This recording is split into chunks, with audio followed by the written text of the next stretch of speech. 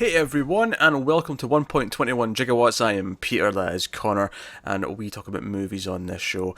And this episode is about a science fiction film which we were both anticipating quite a bit, because we like Alex Garland, we liked his last science fiction film, Ex Machina.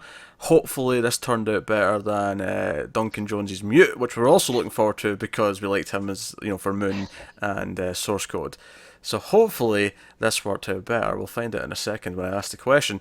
But obviously, not full spoilers. We'll start spoiler free, and then we'll give you a spoiler warning in the middle before we go into spoilers, like we normally do for these movie reviews. And the basic premise of this is that an alien something or other, and that is as accurate as I can really be. An alien something or other crashed on Earth, and an expanding force field, we'll say. Yeah, they refer to it as the shimmer. Yeah, that's what they call it, but that's not a description of what it is. No, it's not. That doesn't tell anything. Anyone who's not seen the movie doesn't understand what the shimmer is. No, I'm adding that on. Yes, yeah. So think of it as a life bubble of some kind, and it keeps expanding, and it's been expanding for years. The film follows a group of women, mainly scientists of some kind, going into this bubble to try and figure out what exactly it is, what's going on, because there's been previous attempts to send people in, usually soldiers, and no one has ever really came back. And anything they send in drone-wise doesn't come back. It's, complete mystery. So they're sending in this group, and basically we see what's in there. And then there's some personal character stuff. Obviously, Natalie Portman's the main character, Lena, and then there's some other actors you might recognise. Jennifer Jason Leigh, of course, is in there. Tessa Thompson, who of course is making the rounds in a lot of big stuff recently. She's really sort of... She's becoming, very quickly becoming a name that you're starting to see a lot in a lot of places. Yeah, I feel like I didn't know who she was, and now she's everywhere. I first saw her in Creed, at least from memory. I might have seen her in something before I knew who she was, but saw her in Creed, then she was in Thor Ragnarok, she was in a trailer last week on the movie news for something, here she's in this, and she's popping up all over the place. Yeah. Which is actually good, because she's very good. She is, yes. to be that clear. So, yeah, you've got not Jason Isaacs. Oscar Isaacs, thank you. I was like, no, that's the wrong first name. I'm heading to the right destination, but that is the wrong first name. Yeah, I know where you're going with it. Yeah, Oscar Isaac, who of course was in Ex Machina, so obviously he liked working with Garland and vice versa, because he's popped up in here as well, as Natalie Portman's husband in the movie. So that is the basic thing. So it's into mystery zone. No one knows what's going on in there, and they go in and try and figure out, and weird things may or may not happen. It is a science fiction mystery film through and through.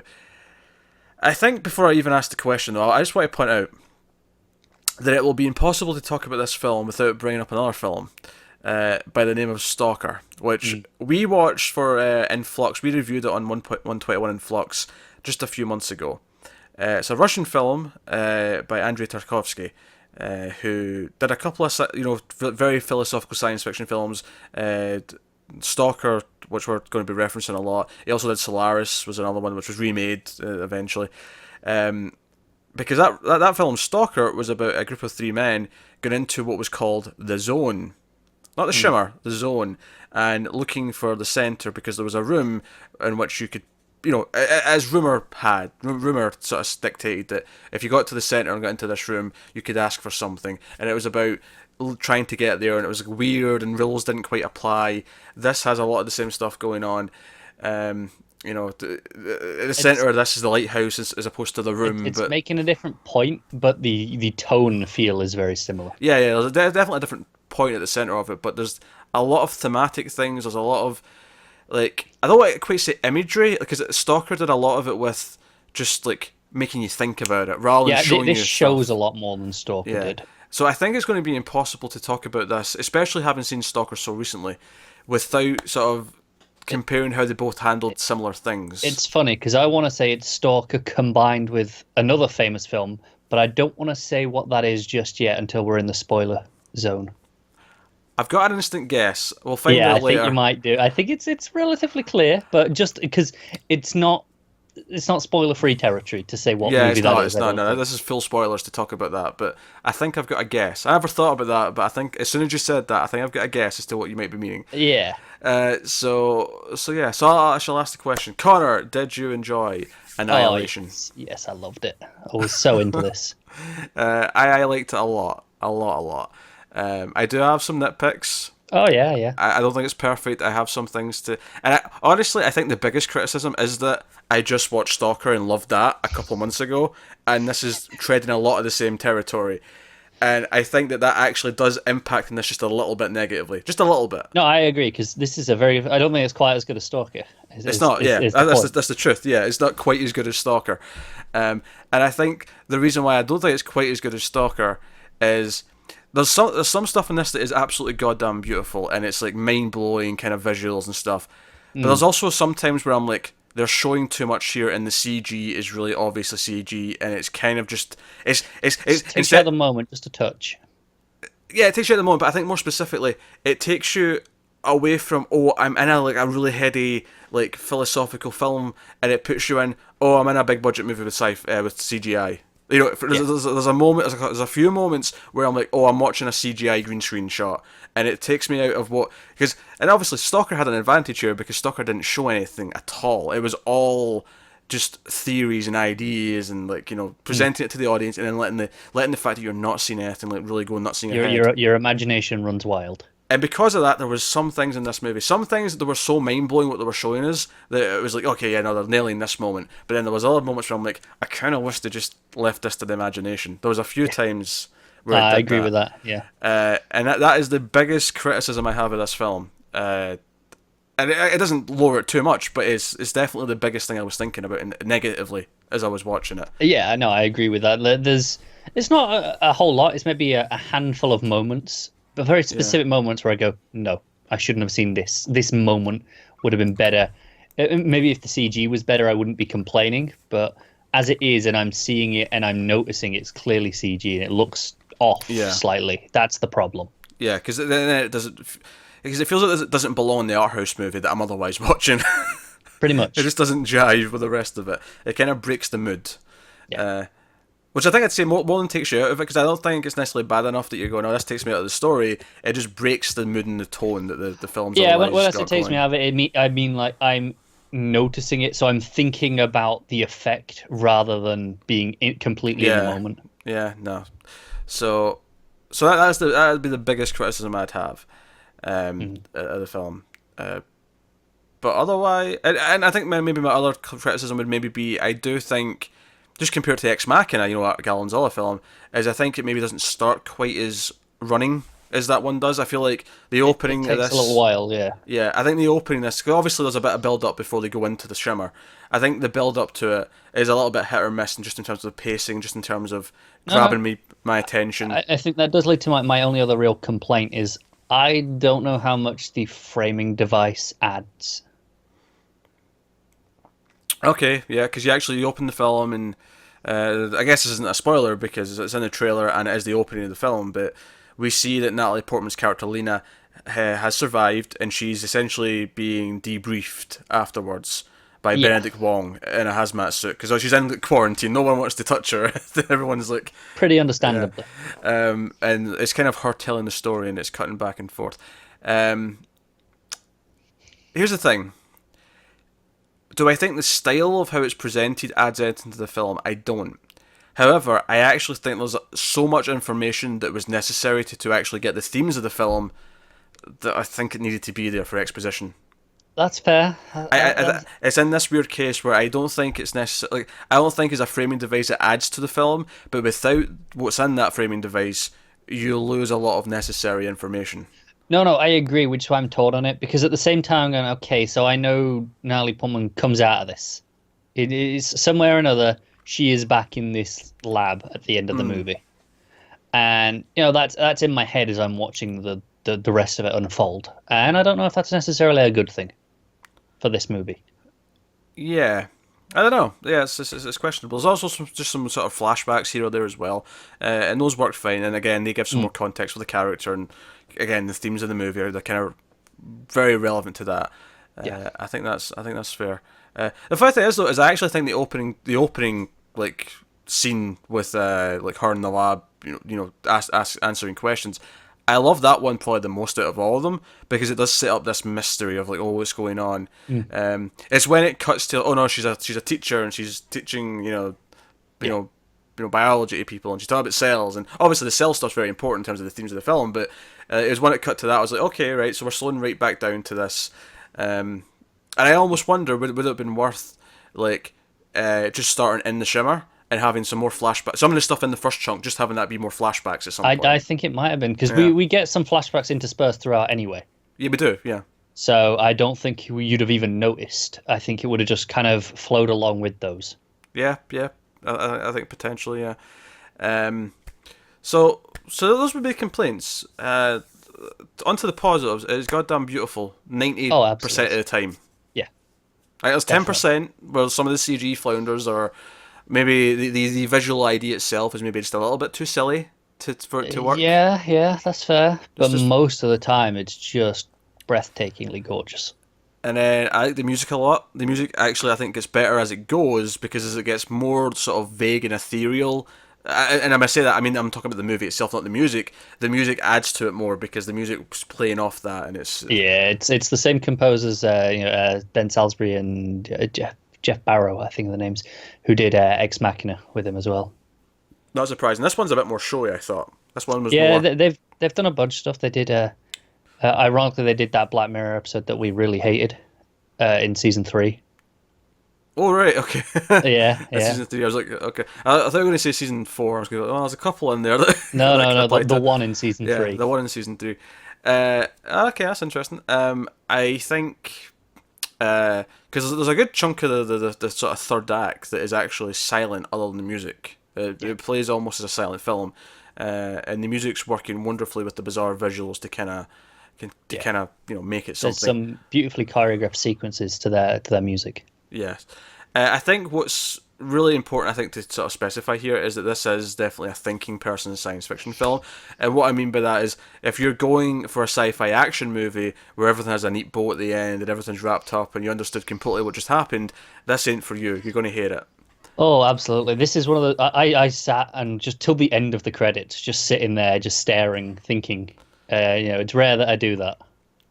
Yeah, if I was going to critique anything else, is that there's 2 or 3 scenes in the film which are very obviously the most important ones in terms of trying to think about the themes and what it's about.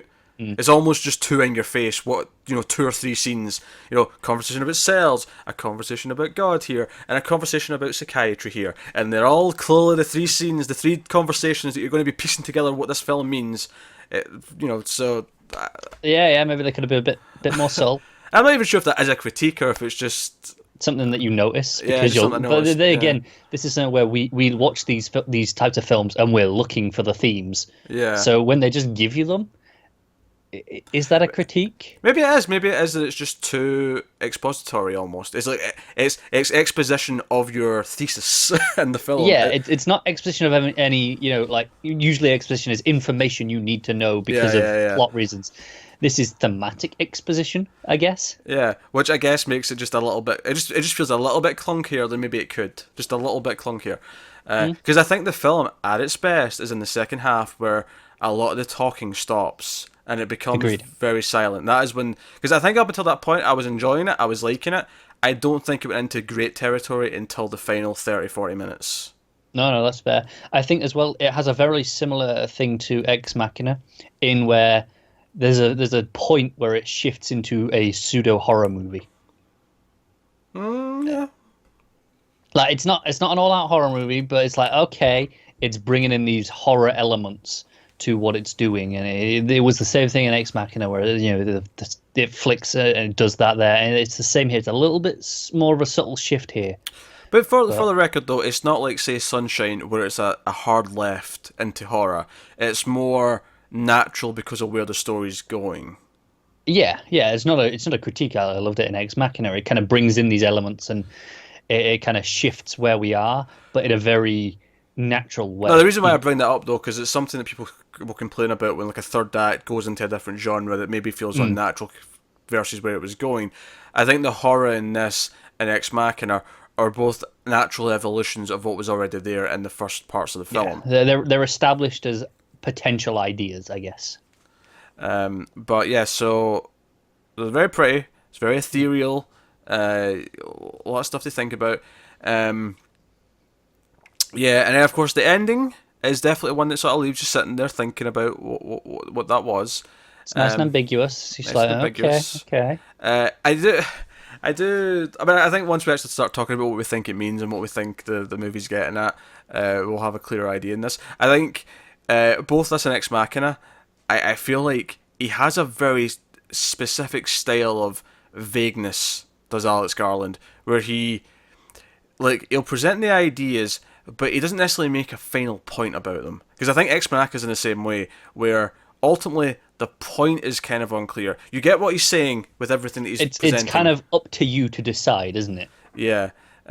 Which I think is down to taste. Well, like you A, like that, or B, prefer that to something that has more of a defined point. Because it's not necessarily so much that the ending's ambiguous and that's what makes it vague. There's films that have ambiguous endings or ambiguous plot meanings, but the point when you finally get to it, when you think about it and you analyse it, no, the point is there. There's a point right at the centre of it that's being made. And I think this is where you kind of come back to those Stalker comparisons, because I feel very similar about that movie, where there's a few different things that it could be, and I feel the same here. It's like, okay, you're presenting me a few different ideas, and I can see either way on all of them. Yeah. So to sum up, before we go into spoilers, I feel like the movie's biggest failings is just too many visual effects. Just dial those back a bit. It is, yeah. It's a shame. Yeah. And obviously some of them are really beautiful, and I wouldn't want to touch them at all. But then there's a few others where I'm like, just dial back a bit and just see what we get there. But hey, so we'll give a spoiler warning, so we can start, because I think the meat of this conversation is going to be discussing what the hell I think it is. What the hell it means and what's going on. I got to the end of that, I was like, oh, this is going to be a fun discussion. I mean, because the spoiler free zone is going to be, well, light. Yeah. But hey, so full spoilers from this point on for Annihilation. Actually, one minor tidbit, I really wish they'd just called it The Shimmer and not Annihilation. I get that, but the title plays into one of the major themes. It does, it's just a really generic title. And honestly, if I have one other very minor criticism, is when someone actually says Annihilation towards the end of the film, I cringed because it was like, here's the title of the movie! One of those, yeah. It's the he said it moment. Yeah, it's that. It was just super like wank. That's the title. I get you. Okay, let's move on, please. But hey, but that's minor critique. So there's a lot of talk about cells, right? Yep. And how cells split up and or more specifically duplicate, right? So they become duplicate two. in the exponential growth of them. Yeah. As she says at the start, 1 becomes 2, 2 becomes 4, 4 becomes 8, 16, so on, all right? And so there's a lot of that. Okay, right? As soon as she started describing that, I'm like, this is going to be essential to understanding this. I'm paying attention to this scene. And the other scene was the flashback where she's in bed with her husband Kane, and they're laughing, joking, tickling. There's some conversation about his secret mission that he's got. This is right before he leaves, because he goes into the Shimmer first. That's what we find out later on in the film. And and there's also some things where he's like, oh, it's in the same hemisphere, so if we look up into the sky, the stars, we'll both be looking at the same stars. And she makes some fun of him and that. But the part of that conversation that I think is very relevant is this: they're commenting that they can see the moon even though it's daytime. And how that's kind of weird, right? That doesn't happen often, but you can kind of... every so often you get that kind of look where you can kind of see the moon. And she's like, it's almost as if God made a mistake. And him, seemingly maybe being a bit more religious, says, oh, but God doesn't make mistakes. That's kind of the point. That's the point of God. He's God.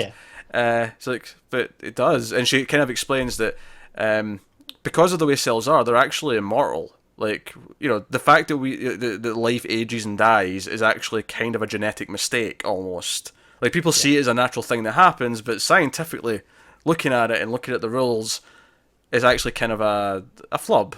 Yeah. It shouldn't happen. So the two key things there is the idea that death and getting older is a mistake, and the idea that God can make a mistake, right? Those are the two key things. In that scene, I'm like, all right, I'm banking those. I'm banking those because those are going to be thematically relevant later on. And That's then it. the When other you take stuff, your notes, those are your headings. yeah, and then the other stuff later on.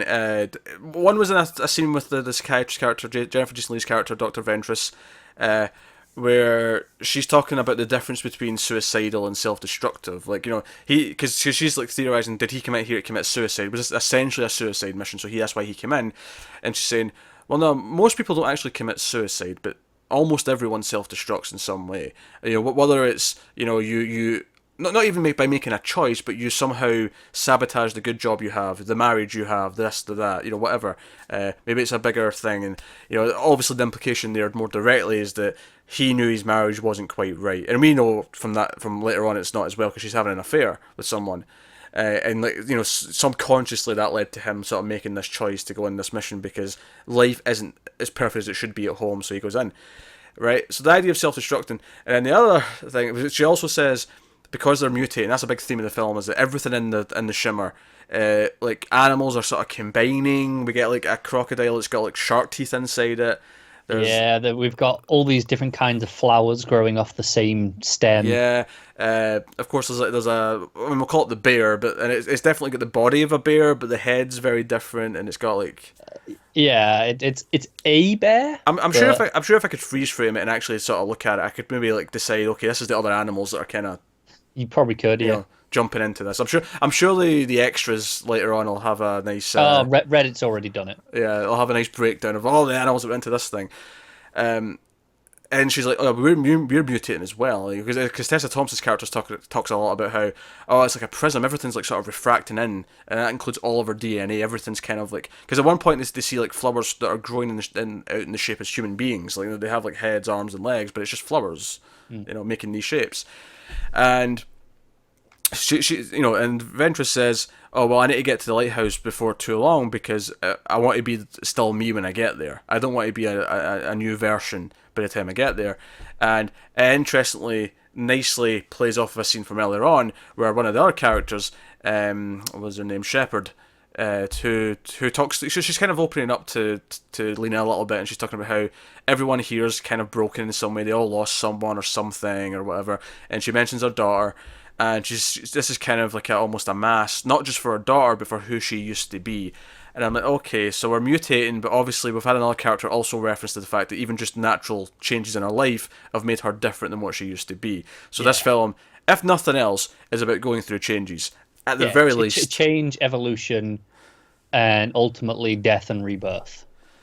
The fundamentals of any good science fiction. It is. This nails them all. Death and rebirth. And I think more specifically is I think there's...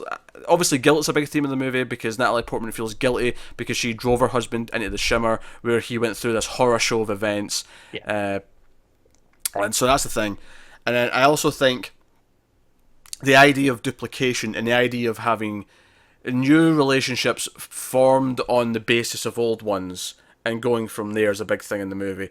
Because one of the things in the flashback with when she's having the affair with someone else she works with. And by the way, I knew from you see him early on at the start of the movie, and just the way they're talking, I'm like, oh, they had an affair. There's something else going on here. And they keep hiding it because they show them having sex, but they just show her for a while, like a couple of times for each flashback, and then you're like, okay, so that's clearly not the husband. Yeah, there's someone else there. There's guilt at play here, and.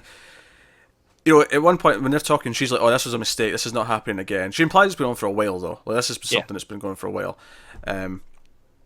And he says, "Hey, like we're more compatible than you and your husband. We can both talk science together. We can both talk about life together. He can't talk to you about his work. You can't talk to him about your work because he won't understand your work because you're an academic." And I think we have to point out here, like obviously.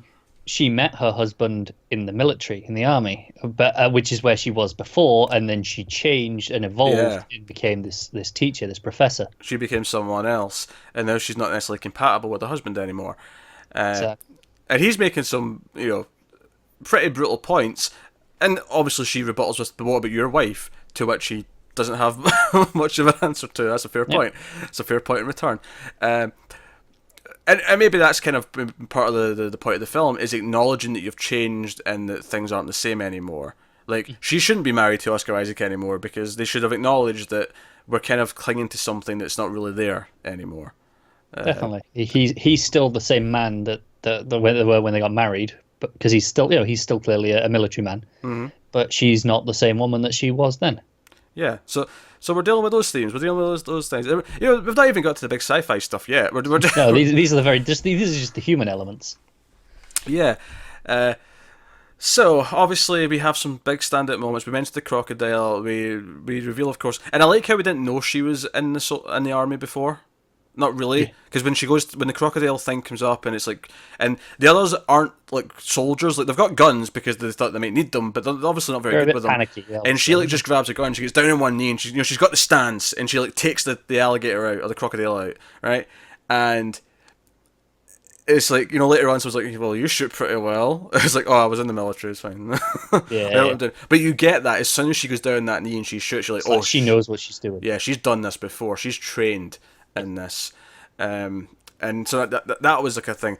Obviously, I think something we have to talk about is the bear, because the bear obviously kidnaps Shepherd, right? Drags her off into the night. Because that's a big constant theme in the movie, is that they don't know what's going on. In fact, when they first wake up in the Shimmer, what they've got left in food implies they've been here for like 3 or 4 days, but they don't remember anything. They remember waking up and nothing before entering the wall, if you will, the breach. Yeah, they get to the tree line, as they call it, the edge of the forest, and that's it. Yeah, so okay, so we're setting up this mystery. So we've got this eerie kind of atmosphere. There's always this kind of like glittery look to everything inside the Shimmer.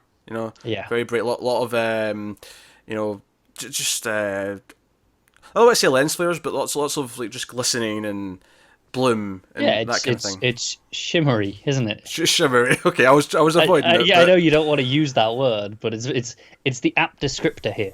So this bear drags Shepherd off into the middle of the night, right? And they go on the next day, and Portman, like, they find like a shoe or whatever, and she's like, okay, I need to make sure she's dead. And she goes off on her own because she's the one with training, and she finds the body. It's being torn to shreds, like the neck's open and everything, grisly, right? No pun intended. And she comes back. You loved it. Don't lie. She comes. Not your worst work. Obviously, along the way, because they mentioned that this bubble, the Shimmer keeps expanding, right? And it's been doing it for 3 years, so they actually get to like a military base at one point, and that was the base at a time at the edge, and then of course it expanded, so now it's inside the Shimmer, and that's where her husband and his troops were there for a little while. We'll go back and talk about some of the stuff that they find there, but. So the bear drags off on it, and eventually get to like a small town that was evacuated under the pretense of a chemical leak, which was also made me think of Stalker, by the way, because they evacuated towns out of the edge of the zone based on nuclear leak. Stalker, like, one of the main theories of what caused the zone was a meteor strike. Yeah. Very similar. So, but they're in the house, and she was lying about, because other than Ventress, none of them knew that her husband was the guy that came back, and we'll get to that as well. But basically, what's her name? Anya, who was kind of the first one to be friendly with Lena, goes kind of crazy, and she starts like, I found your photo, you were lying to us, and how do we know that she was really dead? You're the one who went off and checked, and she's got them all tied up. She's tied them all to a chair with gags over their mouths. She's kind of really losing her shit, and you hear Shepherd's voice like screaming, and she's like, "You told me she was dead. That's her." And she grabs a gun and she runs out. And you just hear, roars and, screaming and gunfire, like, just, carnage is going off camera. We're in the room with the 3 characters tied to the chair who are trying to get out of the chairs. And we saw she was dead. We unequivocally saw that she is dead. And yeah. I think at this point we did have one moment in the framing device where she's talking to Benedict Long, where she says that there was mutations, things were combining, and also I don't think duplicating was the right word, but there was something along those lines that it implied there would be copies of something at some point. Yeah. And I'm like, okay, did she copy maybe? Like, that was one possibility. Yeah. But then you just see the big bear comes in, and it's almost like T-Rex from Jurassic Park, whereas they're not moving because they think if they don't react, don't move, just keep still, it'll be okay. And honestly, one of the most unique things that I think is going to be remembered from this film is the fact that the big bear, again, it's got a really sort of skull-like long head, right, that's different from a normal bear. Starts like, it opens its mouth and sort of bellows, but when it bellows, you hear Shepherd's voice screaming and asking for help. Such a interesting effect, isn't it? The sound effect on the voice really sells it that it's coming from the bear and not just like a recording of her. Yeah, it's really interesting. Like it's like nothing I've seen before. It's got this sort of fluctuation to it Yeah. that kind of just really sells it. And the bear's going around and it's like doing it right in some of their heads, like right in their faces, just like screaming this into their face. And I'm like, man, this is okay. This is proper. I think like I was enjoying it up until this point, but this moment was like, oh, okay, now you're hitting some ideas because, like I said, like some of the alligator stuff, okay, the CG's a bit off, and there's a couple other things. But this bear with this noise, it was like, oh, this is truly like something I didn't predict and something Oh yeah, fascinating. and the bear looks great. Yeah, the only time the bear falters is when Thingy comes back, Anya comes back, and she's sort of limping. She starts like trying to fight it. When the bear mauls her, like when when it's moving and like grabbing her and stuff, that does look a bit. The CG starting to show its faults, and Yeah. it was like, oh, okay, I've a CG thing there, which is a shame. Yeah, but it's not too bad.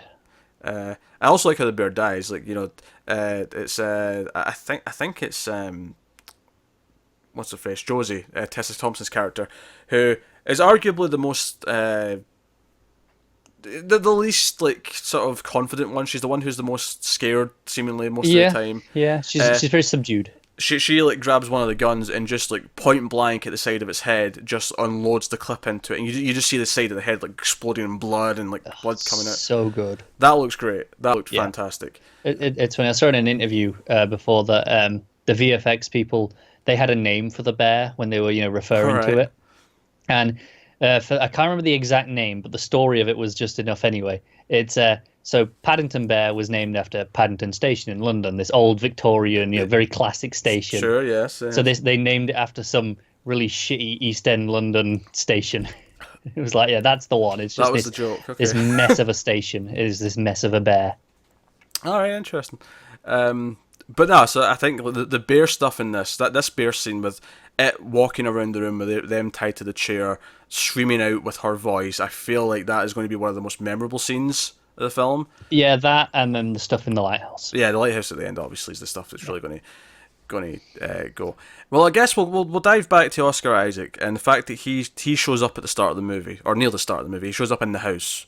Yes. And he's very subdued. He's very non-responsive. He just kind of stares blankly. When he's asked questions, it's I don't know, I'm not sure, I don't know. Yeah, he doesn't really know where he's been. We know he's been gone for I think it was a year, but Yeah, which was again, it was very clear that okay, she expected him to be gone for a while, but after so much time passed, it was like, okay, he's not back yet, and no one's telling me why he's not back yet. Like there was a point where it was like, okay, I guess he's dead or presumed dead or like missing in action at very least. yeah.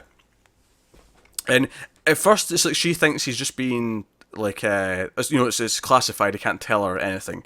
But it's kind of clear the more it goes on, like he just doesn't know any of these answers. He does not know. He's just clueless. And this is actually, like, I think, as I saw more of the film in hindsight, this worked much better for me. I think at the start of the movie when he just shows up, it felt a little bit. I don't know. I don't know if it was just rushed the way that she takes him into the ambulance and then like all the government stooges show up and like grab them. It was like. I don't know. Just No, I know what you mean. It's like, okay, plot time. yeah. I don't know. It did quite click for me at first. Later in the film, though, when there's more of the like, oh, what could he be? What's changed? What's going on? Like that sort of stuff. I think it would have had more. We got some flashbacks later on to a bit, some bits of their relationship before he left. And I think after I get that and I see the difference in him after he comes back, I think it works there. I think just showing us when he comes back, we have no baseline for what he's different from. Again, this might have been flashback territory for later. Maybe that'd have been the smarter choice. Yeah. If you're not going to start her off inside the Shimmer, then maybe start off when she's already at the was it Site X or Area X. Area X? That was it. Because the movie's split into sections, so it's called Area X, and then it comes up saying the Shimmer, and then it comes up saying the Lighthouse when we get to the final chunk. But yeah, so obviously when they mention the duplicate, you're like, okay, did he duplicate? Is there something else going on here? Was it not really him that came back? Like, obviously these things are going through your head, and we get footage of him. Of course, we mentioned the army base, and they find like a memory card, and we see that he cuts into this other soldier. And at first you're thinking, is he just nuts? Like, is this what happened? They all went psychotic. And Yeah, because they're already told at this point that their minds are deteriorating in this place. And he opens up this guy's stomach, and you see like moving snake-like kind of. Yeah, it's like his intestines are a snake. Yeah, and they're kind of moving, and obviously this freaks everyone out. And then they realize, oh, this is at the swimming pool at this place, because that this base, it was like maybe a converted school or something like that, because they go to the swimming pool, and it's mostly empty. But the guy who like died here, the guy who was cut open, like you see his legs at the bottom, you see some of his torso up and like sort of, and it's inside the pool, so it's in the wall of the pool. Yeah. It's like high up, but you see all these like snake-like vines of all kind of like they've all solidified. They're not moving or anything. It's kind of like an explosion happened of life, and then they just kind of stayed there and like started growing like flowers and stuff. And I'm like, Jesus, like this is like it's a little alien. It's kind of the way like I'm thinking the way like the xenomorph would have like their nest made, like you have an explosion of their, no, I get, yeah, but prettier because it's colourful. Yeah, it's almost kind of chest burstery as well, the way it comes out of his. It's all coming from his body in that sense. Yeah, it's interesting. So of course that's the thing. Also, I may be going a little bit nuts here, but I'm pretty sure the house they're in with the bear. It's the house that she was in outside. Yeah, Lena's house. It's her house, her and her husband's house. Which does, again, go back to the idea of refractions and things. I'm thinking, did the Shimmer make this house from her mind? Yeah, exactly. And she just didn't realise or notice? I mean, her mind, or was this from her husband's mind? Oh, because sure, this was already here when she got to it. Sure, yeah, it could be from the husband's mind. That's a good point. Yeah, very very interesting, and obviously some of the imagery we mentioned, the flower people, like the flowers that are in the shapes of people, like that was very reminiscent almost of like the shadows that are left behind at like a nuclear Holocaust site, like where you see like the shadows left behind it. It kind of felt like that. I felt like I was watching the pretty flowery version of the opening title sequence to Terminator 2. Where you see all the people on fire, because it's in a playground. There's you can see the swings and shit. And no, I get what you're saying. It was almost like the pretty flowery version of that in a bizarre sense, which is a nice sort of contrast. It's like, okay, this reminds you of this awful thing, but it's like really blissful and beautiful and it's very surreal, isn't it? Yeah. So anyway, I was mentioning I had to bring up Isaacs and his character because it's very relevant when we get to the lighthouse. It is, yeah. Because we get to the lighthouse, and at this point she's on her own because. Obviously, Shepard was killed by the bear, and then so was Anya. Ventress kind of went on ahead in the middle of the night. She's like, okay, I need to get there quickly, so I'm leaving you now. And she goes off. Josie is like, I don't really want to face this. I don't really want to understand it. And she kind of just, like, you see her starting to, like, grow flowers from her skin, and it starts to happen really quickly, because in the next shot, she already has more. Yeah. And it kind of implies she just kind of goes off to, like, be one with the world. This transformation. Yeah, she's just letting it happen. But Portman gets to the shore and into the lighthouse, and this is where things for me got really pretty, because you had all these kind of like crystal trees, like because the whole idea is that everything's more mutated the closer you get to the lighthouse, the epicenter. So you got to the shore and you just had all these crystal trees, and you also had this neat thing outside where there was like 5 skulls and like 5 skeletons, and kind of like arranged, but not arranged out in like lying down form. Like, the skulls were on their own, and then you had the rib cages kind of on their own. There was like a little pile of bones underneath them. It was kind of a weird layout. Yeah. But she gets in, and there's a camera with a recording in it, and she plays it, and we see her husband, and we see the body as well in the room. Yeah, this burnt husk of a body. And because of the sort of the suit behind him, you can kind of tell there was like a grenade almost went off right in front of him, and it's like done. The wall behind him's kind of black. Yeah, clearly some sort of explosion, but only around him, not like right behind him. So you can kind of see, and she turns on the camera, and you see it's him, it's Kane, and he's talking to someone. He's like, hey, I'm not sure who I am anymore. And he's talking, whoever he's talking to, he's like, go find Lena. Get out here and go find. And you hear the voice say, okay, and you're like, that's the same voice. He's talking to a duplicate. Yeah. This is the original theoretically, and then there's the one who came to see her at the start of the movie, who we should mention was sick almost immediately and has been in a coma since for most of the film. He sets off this grenade. So again, it's very bright and pretty because it's a phosphorus grenade. So yeah, it had a very sort of bright sort of look to it. So it was almost a beautiful image of someone dying. I'm sure we all burnt some phosphorus in science class, right? Yeah, I seem to recall that in chemistry. Yeah, I'm pretty sure phosphorus, that's one of those big firework ingredients, right? With all the colours and stuff. I imagine it is. It makes sense. Yeah. Makes sense. But of course, so the original meteor or asteroid or whatever hit the lighthouse and went sort of through it, and there's a hole in the ground to where it kind of went to, right? Yeah. So after she sees this, and she sees that there was a second, there was a duplicate on the tape, she makes the choice to go into the hole. Yeah. And down here is where we get to the other movie. I was saying it was Stalker Cross. Well, before we even get to that, I just want to say it's very alien. Just as she's in, and it's like the walls. It feels like she's into an alien ship. No, it does, yeah.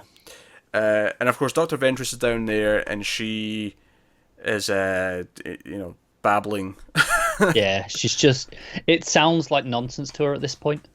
Yeah, but she's the one who says Annihilation. I mean, what happens next is pretty cool for the most part, but she's the one who says Annihilation. Like, it's just, and this is what I kind of like about the alien entity, or whatever this is that's created the shimmer.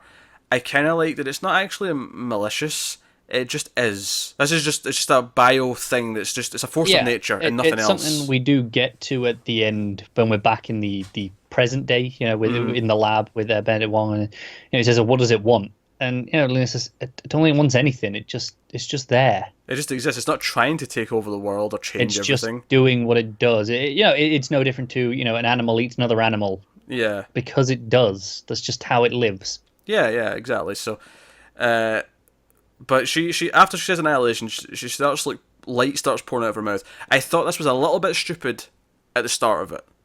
Okay. When it first came out of her mouth, I was like, what are we doing here? We're going a bit nuts. Once it all came out, it started being colourful all over the place, and then it sort of turned into this sphere portal. I don't know. It's hard to describe, isn't it? I thought almost describe more of a flower, the way the shape of it, because I had like parts and it had it was like a flower with a black hole in the middle. Yeah. Okay. Right. She's like that.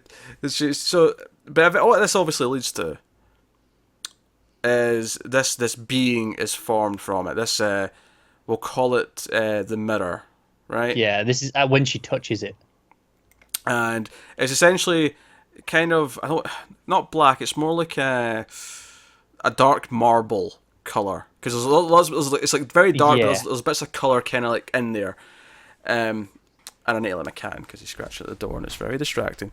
So we're gonna do that. Of course we are, because no episode of this would be complete without an interruption from one of the annoying cats. I swear, cats are more evil than this alien entity. And of course it was the ginger cat, just for the record. Cause it always is. Yeah. So this entity, this sort of almost imagine like a mold of a person before it has features, right? Yeah. And it was very clearly female though. So right away I was like, this is a copy of her. This is a copy of... There's never any doubt. You're never questioning what it is. It's just immediately that's what it is. And she runs back out the hole, and I think and then a lot takes place in sort of the main part of the lighthouse, where it's kind of mimicking her movement. And she's kind of noticing that, and this is where it was very silent, just the music, and she's kind of like stepping a certain way, the thing's copying her. It becomes a dance. Like, she tries to punch it punches back. She tries to run for the door, it runs after her, but it just runs into her and holds her there because it has got nowhere else to move. It doesn't know what to do next. Yeah, because it's basically like when she tries to leave, it runs up against her, but it's not like it's grabbing her in any way. It's actually making the same movement she is. It's just kind of pressed against her. It's just layered over. Her hands up here, like the duplicate's hands behind it, just like that, because it's just doing the same thing. And then eventually she falls down to get back up, and ultimately it gets to a point where she touches it again, and that's when it kind of forms the features, and you start to see it become a similar shape and color, and then eventually the face features come in, and it's as the copy. You see it, and the whole thing's very beautiful. So it's, again, like you say, it's very silent, almost like a dance to the music, and Lena, and it's the one that we started with for sure, right? There's no trick here. This is the one who we started with is the one who picks up another grenade that's still sitting there. There's a bag of them. Yeah, it's worth noting though, she can't do this, and like it can't be while she's fighting. It's not until she's accepted what this thing is and moves in with it. She has to move in tandem with it to get this. Yeah, it's once she stops resisting, she realizes it's just, if she goes close to it, it'll come close to her, and it'll just be Yeah. you know, uh, and she puts the grenade in its hand, and sort of runs off as it it explodes. It sets the copy on fire, and then the copy kind of intentionally sort of goes around the lighthouse and sets everything else on fire. And this actually destroys the shimmer. This actually ends the problem, and Right. this is why she survives and she's okay at the end. So here's my main thinking here on what's actually just transpired at this point in the film, because I think that you do have to analyze it a little bit and think, okay, so what's going on here? I think by touching her, because she feels guilty about everything that's happened, what's happened to her husband, and that's why she's here. This entity now understands guilt, and understands that what destroying something and destroying other people is, and it realizes what it's doing to this world, and it makes the conscious choice to then destroy itself. Yeah, it goes back to that scene with the psychiatrist talk, where it's okay, guilty, so self-destruction. It's even if not consciously, you make those actions to do it. Yeah. And this is what happens here. It takes some of her, and it understands the concept of self-destruction. Yeah, and because you could look at it very clinically, and the film to a point is clinical, so maybe that'd be the better interpretation. But you could also look at it more nobly, like it realizes it's destroying everyone's life. I again, this is where we said how it's not quite making the point; it's presenting the ideas. Yeah. This is one of those. Because you could see it as a noble gesture, like, oh wait, my existence here is ruining every other life on this planet. I have to stop myself right now. Or you could look at it just purely as, okay, now it understands self-destruction because it's written into our genes, which, they say that repeatedly in the film, like, whether it's diseases, whether it's cancer, whether it's actually actively doing something yourself to ruin your life, we're self-destructive, it's in our genes. Yeah. You could argue that scientifically, it's just taking that on from her. It just can't help itself then at that point, because that's just the next step of what it's learned. I mean, I think the optimist in me would like to take the more noble angle. See, that's the thing. I don't know, because up until this point, I don't know if it has any consciousness to make that choice. Like, the way we describe it, doesn't want anything. It just is. It's very animalistic and instinctual. Which is why I say I think the scientific view of the interpretation, because it's essentially the same thing. One's just more scientific and one's more just kind of, no, it's making a choice because of these things. The scientific one does make more sense in the context of everything else in the film and what it sets up. However, I do think there's also part of the film that maybe, well, no, like, Lena does become self-aware and makes certain choices. Can this thing also become aware and make the choice to act based on what's happening?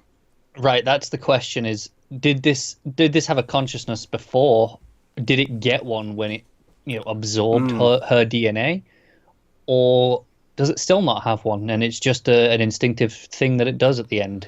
I think those are all options. Because here's the thing, you can say that we are self-destructive by nature and that we have it in our genes, but there is a point where we are intelligent beings where we make the choice to fight something, or we make the choice to do something about whatever, take your pick.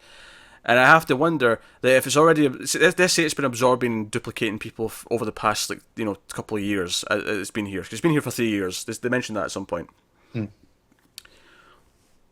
What with each one it's understanding us better and better.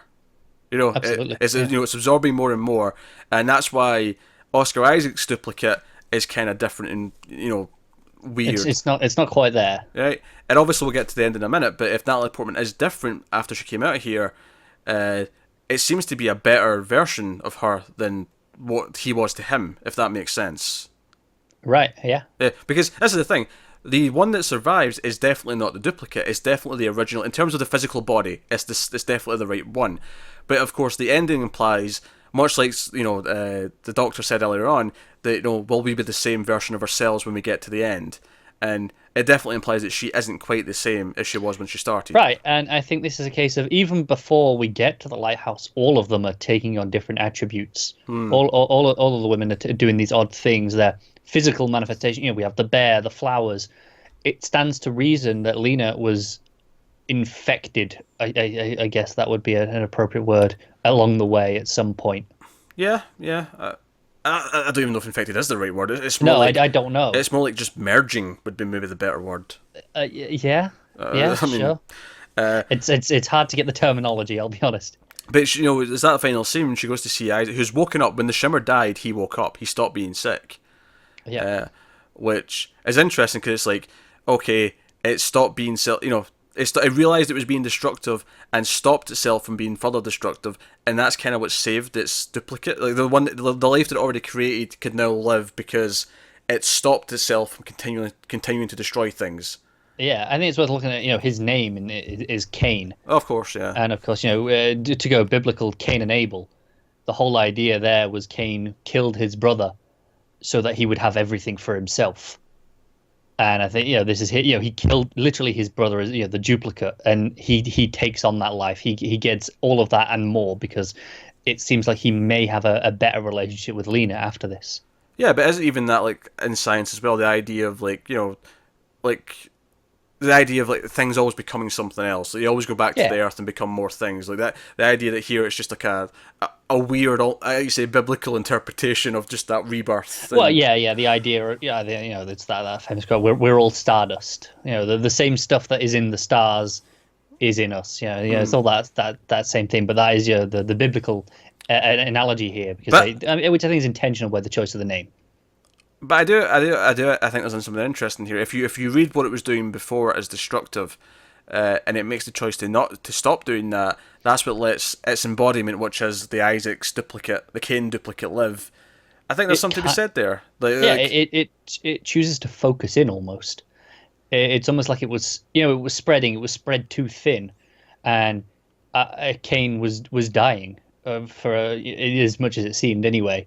But once the rest of it's gone, this seems stronger. It's like it's not spending all this energy on everything, but I'm just going back to the idea of choice and the idea of like making the choice to do something about it. Because it stops being destructive and everything else, Cain gets to live and Cain gets to just be a person, seemingly. Because I don't think there's a sinister intention at the end, like where you think, no, these two are going to team up and take over the world as these weird that's new not versions. what I meant by that at all.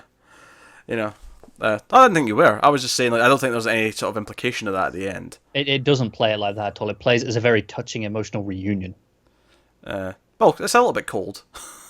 Cold, but there's more emotion than the when he came back.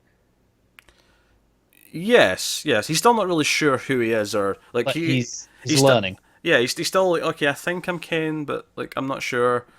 And she's not really sure if she's because she never really answers. She sort of like leaves it unspoken. Like, are you still are you still the real Lena? And she didn't really say anything. I would have liked, because I think he says I don't think so, doesn't he? And I almost would have liked her to say I think so, as in like maybe, like I think I am, but I can't be sure. In the same way, it's like he doesn't think he is, but maybe there is enough of the real person in him that he is real.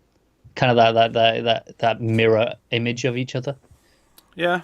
I mean, I think the obvious other things that the whole thing's like a big giant metaphor for their marriage falling apart and then possibly being able to start from scratch. The idea of again rebirth, like the idea that they've both went through their change. They've both realized who they were and what was wrong with them, and they've both realized they've both had their midlife crisis, and now they can kind of like start building again afterwards.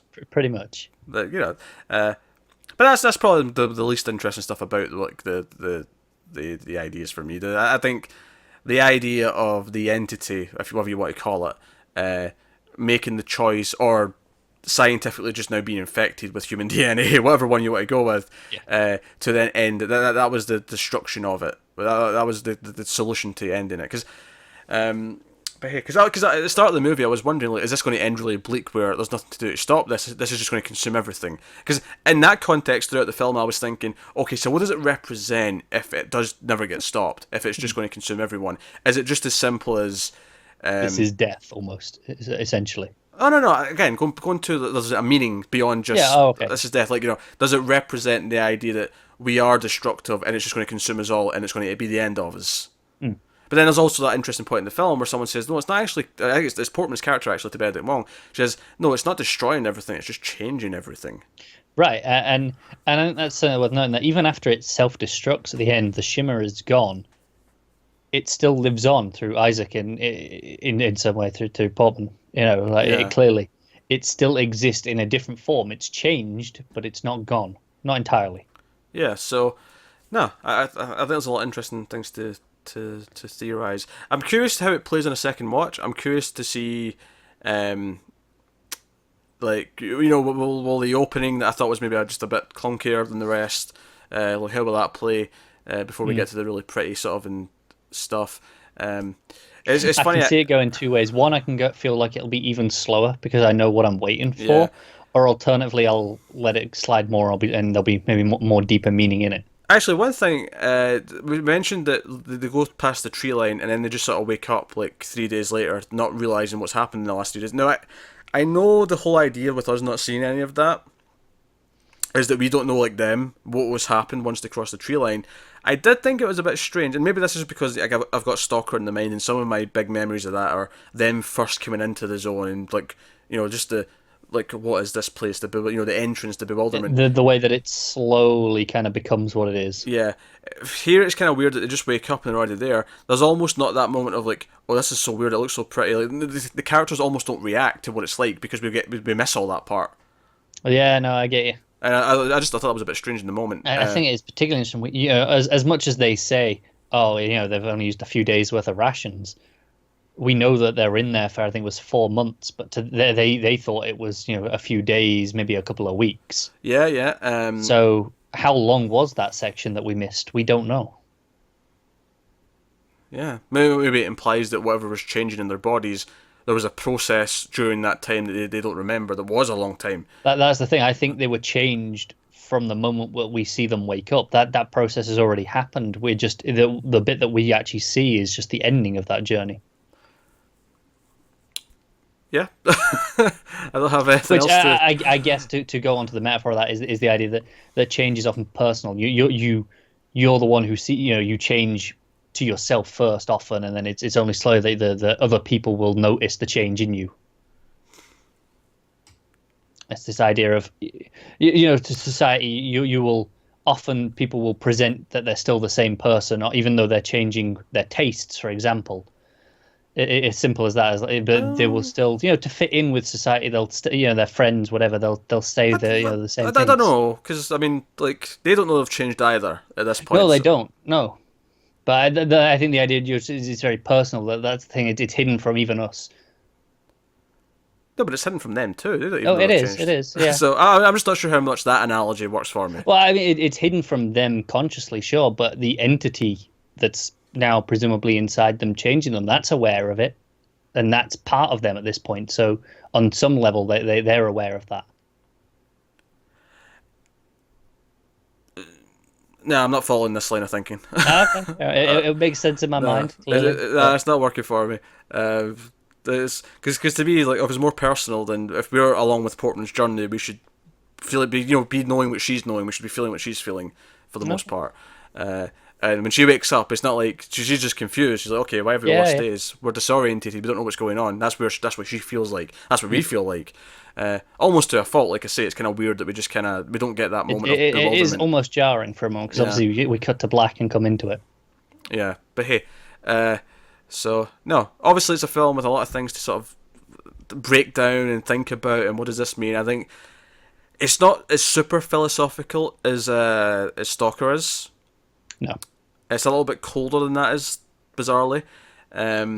Which isn't necessarily a good or a bad thing. It just is. Yeah, they're just different approaches to it.